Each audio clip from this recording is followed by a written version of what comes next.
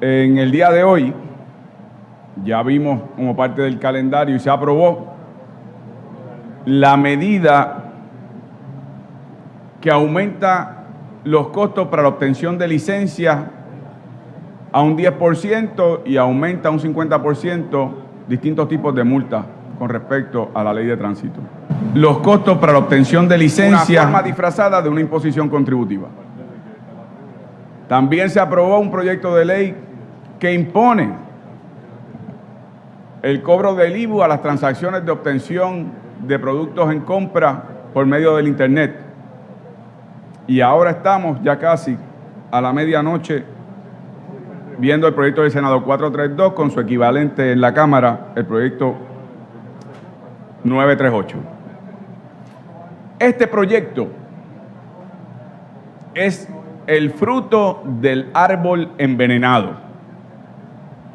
Es un proyecto diseñado, como tantos otros, para saciar el apetito de lucro de bonistas y los designios del instrumento creado para saciar ese apetito, que es la Junta de Control Fiscal por medio de un plan fiscal impuesto por ellos.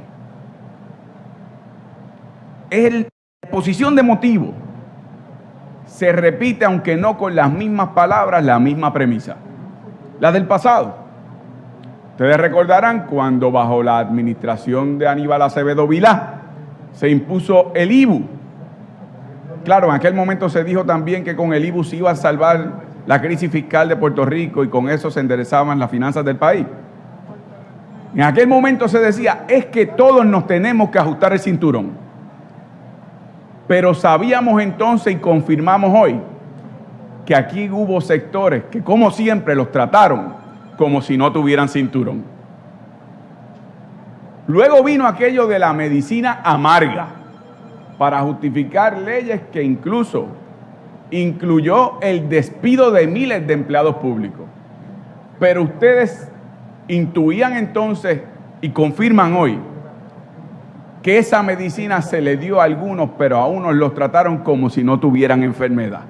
Hubo gente que no probó y no ha probado esa medicina amarga. Y hoy, socolor de las mismas premisas de crisis fiscal, vemos un proyecto de ley que no tiene un plan de desarrollo económico para atender la crisis del país, que no va a aumentar con respecto a los recaudos de manera balanceada con esos sectores que ni se ajustaron cinturones porque los trataron como si no tuvieran, ni le impusieron medicinas amargas, no la aprobaron porque no se la dieron. Ahora de nuevo a la clase trabajadora. Y yo quiero darles a ustedes un dato para que sepan claramente el efecto de este tipo de ley.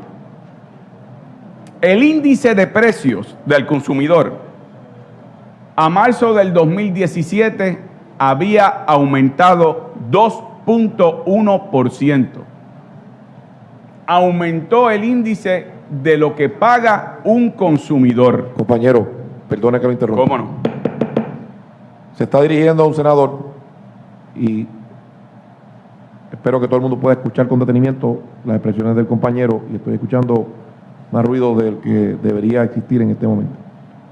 Así que voy a agradecer que escuchemos al compañero Dalmau que está haciendo uso de la palabra. Disculpe, senador, adelante. Gracias, señor presidente. Decía que ha habido un aumento de 2.1 con respecto a los costos del consumo al consumidor a marzo de 2017. Sin embargo, el Departamento del Trabajo y Recursos Humanos ha dicho también para marzo del 2017 que el poder adquisitivo del dólar en Puerto Rico es de 86 centavos. ¿Qué significa eso? Significa que el promedio del salario en Puerto Rico de un empleado público es de $25,000, el promedio. Es decir, eso va hacia abajo y hacia arriba, ese es el promedio. Si calculamos que esos $25,000 es a 86 centavos el dólar, eso se reduce $3,500 para $21,500. Y si a eso le imponemos ese aumento al consumo de 2.1%, realmente ese asalariado tiene una reducción de 4.315, que significan un salario de $16.985, $17.000. El que gana en promedio $25.000. A eso no se le incluye muchas de las medidas que se han estado aprobando, ni las que hoy estamos considerando. Así que aquí lo que estamos camino es a una crisis económico-social de empobrecimiento marcado en los sectores más necesitados, que no tendrán dinero para inyectar una economía en su año 11 en recesión, que va a producir más crisis. Como aquí usualmente se han utilizado informes mirando hacia el norte, que ha ocurrido en Estados Unidos, las dos épocas de mayor crisis económica en los Estados Unidos, la Gran Depresión del 1929 y la Gran Recesión del 2007 al 2009, ambas se atendieron con mayor inyección económica del sector público, para garantizar que esa inyección económica al sector público permitiera más compras de productos y servicios y estimular una economía que luego tenía capacidad de recaudo de acuerdo a esas compras de productos y servicios. Esa no es la fórmula que se está utilizando. Se está utilizando un diseño de empobrecimiento a los que ya están, como dije y mostré, suficientemente empobrecidos para empobrecerlos más, afectar más la economía y tener una inyección económica inmediata con los mismos que siempre pagan los platos rotos sin haberlos roto, mientras otros sectores económicos no son tocados ni con una vara larga. Los han tratado como vacas sagradas. Y ese ha sido mi llamado aquí. No ha habido un balance en la legislación en estos más de 100 días que llevamos aquí, en cuanto a quienes están llevando una pesada carga sobre sus hombros cada vez que se aprueba este tipo de legislación, y aquellos sectores que, teniendo más para aportar en la crisis, no ha habido una sola legislación que vaya dirigido para que aporten en justicia. Las empresas foráneas, por ejemplo, que tantas veces he mencionado aquí, nada. De hecho, el 4% que permaneció, lo que hizo fue extenderse hasta el 2027, propuesta que yo había legislado aquí para hacerlo permanente. Paso que tengo que señalar, bueno, en la dirección correcta, pero eso se limita muy poco. Lo que se ha propuesto es un 10% a la repatriación de ganancias de corporaciones extranjeras, que tendría un recaudo mayor, pero menciono ese ejemplo como podría mencionar el ejemplo de sectores profesionales, de las exenciones contributivas que no se han evaluado, que hay que evaluarlas. Yo creo, señor presidente, que este proyecto, aún con las enmiendas que se han planteado desde la Cámara, y como ha dicho el propio liderato sindical, no atiende el problema de fondo y además afecta gravemente a esos sectores. Ya se ha dicho parte de lo que yo quería mencionar sobre aspectos específicos del proyecto. Solamente quiero subrayar dos de ellos que me parecen preocupantes. Uno, porque tiene efectos jurídicos. La declaración de nulidad de convenios colectivos es un concepto jurídico incorrectamente utilizado en este proyecto de ley. La nulidad significa inexistencia. Este proyecto está decretando que convenios colectivos existentes y que legalmente se negociaron y se contrataron nunca existieron.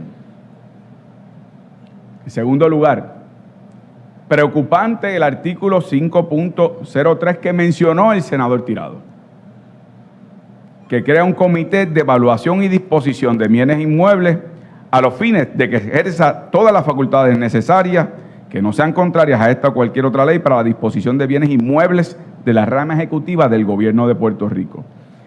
Pero la parte que leyó el senador Tirado no dice necesariamente lo que señaló el senador Tirado. Dice lo siguiente: disponiéndose además que nada de lo aquí establecido aplicará a bienes inmuebles de la Compañía de Fomento Industrial, Banco Gubernamental de Fomento, Administración de Terrenos, Autoridad del Distrito del Centro de Convenciones y su respectiva subsidiaria, en tanto y en cuanto tengan ya establecido a la fecha de la vigencia de esta ley un proceso de venta de bienes inmuebles cónsono con este capítulo, lo que significa que sí les aplica a ellas las que no estén en estos momentos en proceso de venta. O sea, lo que dijo el senador Tirado es correcto. Lo que pasa es que no las excluyó absolutamente, excluyó solamente aquellas que se encuentren en un proceso de transacción de compraventa mediante otras disposiciones de otras leyes. Pero las que no lo estén en este momento, cuando entre en vigor la ley, todas están sobre la mesa. Por eso, señor presidente, recientemente escuché con cierta sorpresa al representante del gobernador de Puerto Rico, el licenciado Elías Sánchez, decir que la Junta de Control Fiscal no podía disponer de bienes inmuebles del gobierno de Puerto Rico, y múltiples abogados salieron a corregirlo diciendo que sí, que Promesa dispone que se puede ordenar para el pago de los acreedores también la disposición y venta de bienes inmuebles. Y es que se les zafó que era por esto. Es que el gobierno está buscando venderlos primero para tener el recaudo, el gobierno, antes de que Promesa disponga de ellos a través de la Junta para el pago a los bonistas o que un tribunal lo ordene. Eso es lo que ha ocurrido. Es decir, al representante del gobernador ante la Junta se les zafó decir, no, es que no van a tener tiempo de disponer de los terrenos del gobierno, nosotros los vamos a vender primero. Magnífico. Es decir, no solo están conformes con el desmantelamiento de los servicios públicos, no solo están conformes con entregar activos del gobierno de Puerto Rico, ahora vamos a entregar los activos inmuebles de sectores protegidos en términos agrícolas, de sectores que le sirven al país, en un país que sabemos está muy impactado a través de una mala planificación con respecto al desparramamiento urbano. Así que es preocupante, señor presidente, entre otros elementos, ese que traigo ante su consideración. Así que, señor presidente, solo resta decir que vemos hoy nuevamente un proyecto de ley que afecta a los mismos sectores que ya suficientemente han sufrido distintas medidas en distintas administraciones y que aún partiendo de la premisa que estamos en la crisis fiscal que estamos, la respuesta tiene que ser una inyección a una economía en un año número 11 de recesión o depresión económica, y que eso no se hace empobreciendo más a los que ya llevan sobre sus hombros la pesada carga laboral del país. Es el fuego que se mantiene encendido para que este pueblo continúe hacia adelante. La gente que está trabajando, la jefa de familia, el empleado público, el empleado privado, que también con la reforma laboral ve afectados derechos adquiridos, el que no tiene representación por medio de una unidad laboral, que ahora tiene que sentarse a negociar con el patrono, ¿bajo qué condiciones de igualdad? Así que, señor presidente, por todo lo antes expuesto y por lo que en otras ocasiones he manifestado con respecto a toda legislación que es un traje a la medida del plan fiscal de la Junta de Control, habré de oponerme y votar en contra de este proyecto, y espero, señor presidente, que la mayoría, si no lo ha podido hacer en el pasado, que en este proyecto envíen un mensaje claro a la administración ejecutiva que hasta aquí. Yo creo que ustedes han cumplido probablemente con lo que han sentido su obligación con su compromiso con esta administración. Pero ustedes se comprometieron con el plan para Puerto Rico, con el cual yo puedo discrepar, pero yo no creo que ustedes se comprometieron con el plan de la Junta de Control Fiscal ni de los bonistas. Eso creo yo. Muchas gracias, señor presidente.